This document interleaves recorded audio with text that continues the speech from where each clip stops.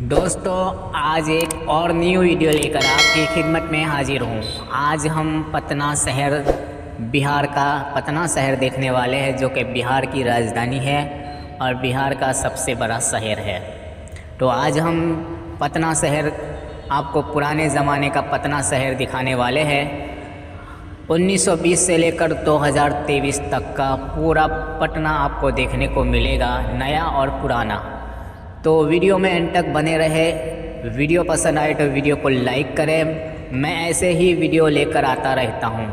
इस तरह के आप वीडियो देखना पसंद करते हैं पुराने देश और दुनिया के शहरों को, तो हमारे चैनल से आप जुड़ सकते हैं।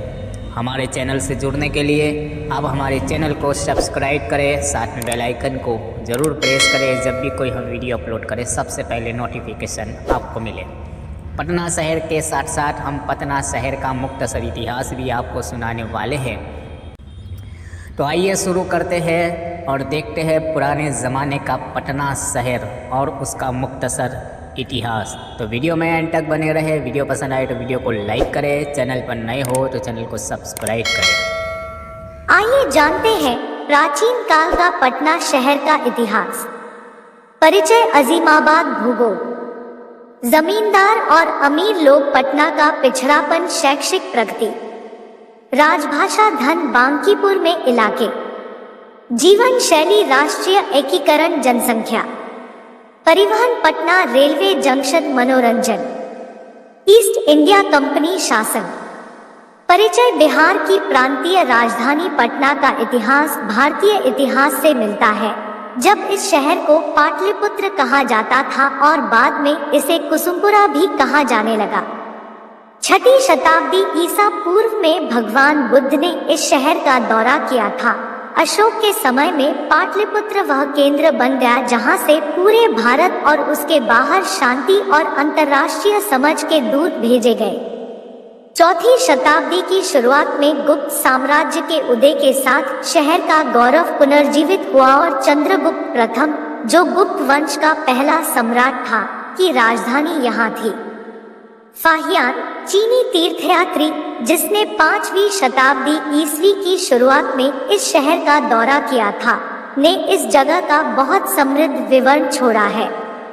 आइए जानते हैं मुस्लिम काल में पटना के किले का निर्माण और उसका कुछ इतिहास।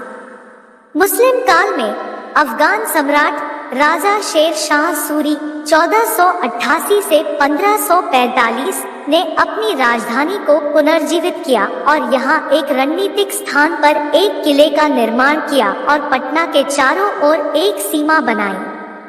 बाद में मुगलों ने पटना के महत्व को स्वीकार किया जब सम्राट बाबर के सबसे बड़े बेटे हुमायूं 1508 से 1556, जो 1530 में अपने पिता के बाद गद्दी पर बैठे, ने सूरी राजवंश को हराया और हिंदुस्तान के सम्राट बने।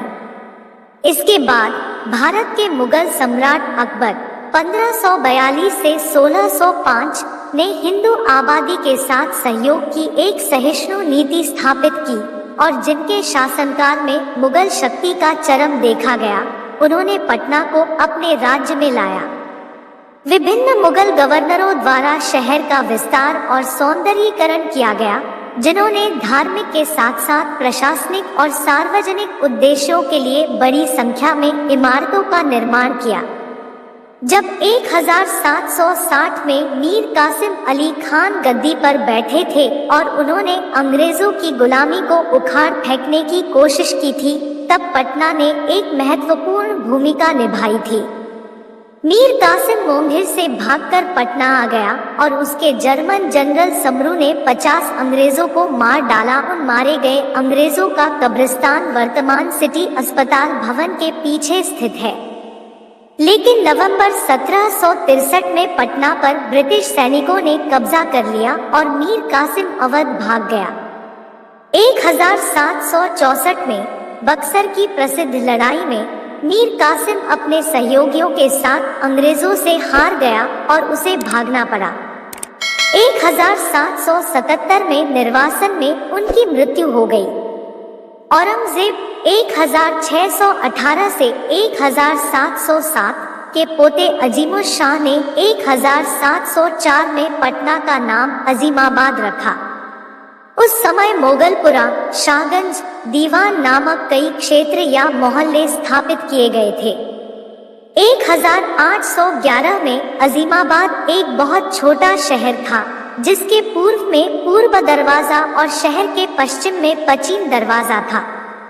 वर्ष 1857 में शहर के विस्तार के लिए इन्हें हटा दिया गया था। बढ़ती आबादी के साथ मंसूरगंज और मारूफगंज जैसे अधिक से अधिक मोहल्ले उभरे, जहां व्यापारियों और व्यापारिक समुदाय का आना जाना लगा रहता था।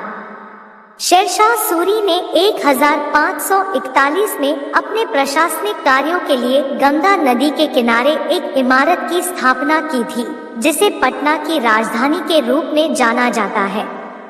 वही भवन, जो नव स्थापित मोहल्ले झाऊगंज के बहुत निकट है, अब जालान साहब मारवाड़ी के स्वामित्व में है। जब अकबर का पुत्र जहांगीर 1569 से 1627 सत्ता में था, तब उसके नौकर शहजादा परवेज शाह ने पत्थर की मस्जिद बनवाई, जो आज भी खड़ी है।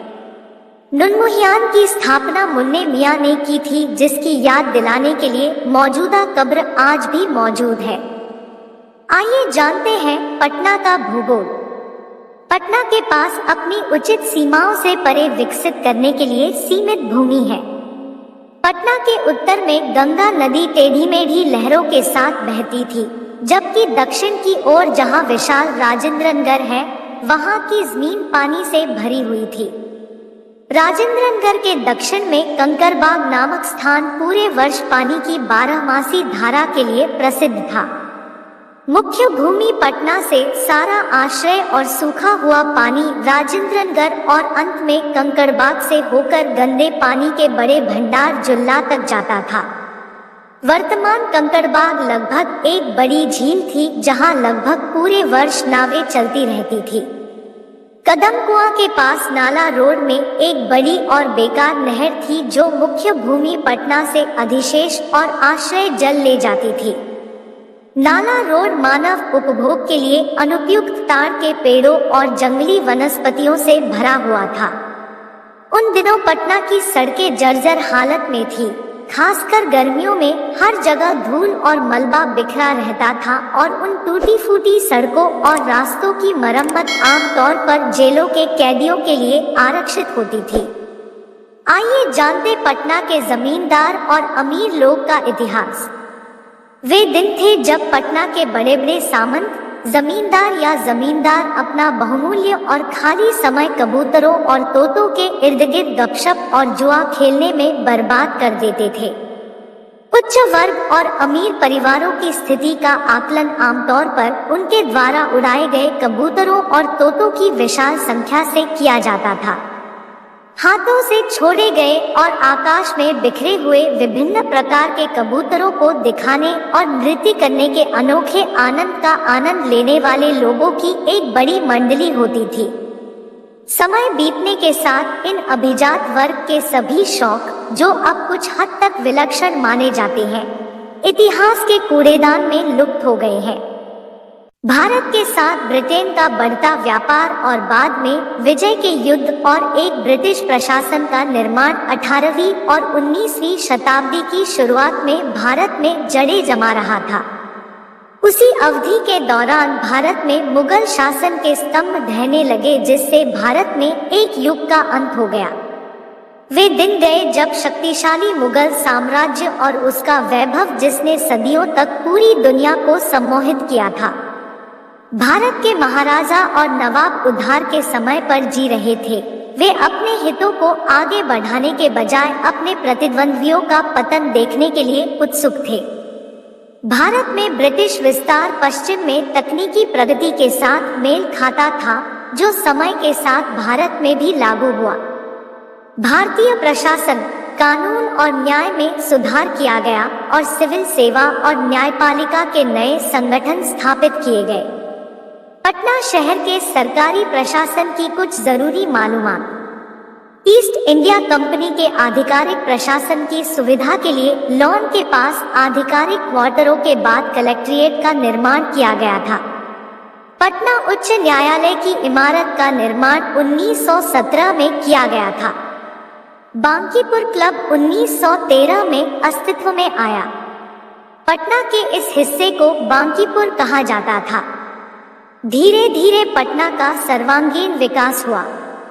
पटना से आगे दीनापुर छावनी एक खुली भूमि में स्थापित की गई थी और इसे सैन्य अधिकारियों के प्रशिक्षण और आवास के साथ साथ मुख्य रूप से ब्रिटिश औपनिवेशिक प्राधिकरण के मनोरंजन के लिए व्यवस्थित रूप से विकसित किया गया था।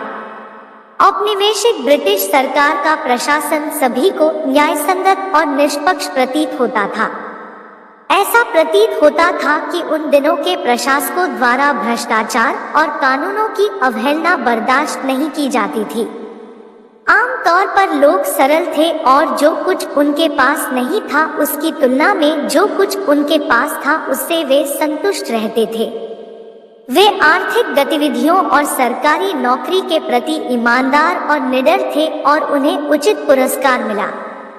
वर्तमान परिवेश में फिरौती के लिए अपहरण, हत्या और जातीय संघर्ष सामान्य नियम से अधिक अपवाद थे। राजनेता और पुलिस अपराधी नहीं बल्कि कानून के संरक्षक थे और आदर्श एवं सिद्धांत में विश्वास रखते थे। कि आपको पटना शहर के बारे में जानकारी कैसी लगी कमेंट करके जरूर बताएं। तो दोस्तों, ये था पटना शहर पुराने ज़माने का जो हमने आपको दिखाया और उसका मुख्तसर इतिहास भी आपको हमने सुनाया। इस वीडियो को हम यही एंड करते हैं, फिर मिलेंगे किसी और वीडियो में। तब तक के लिए आप अपना ख्याल रखें।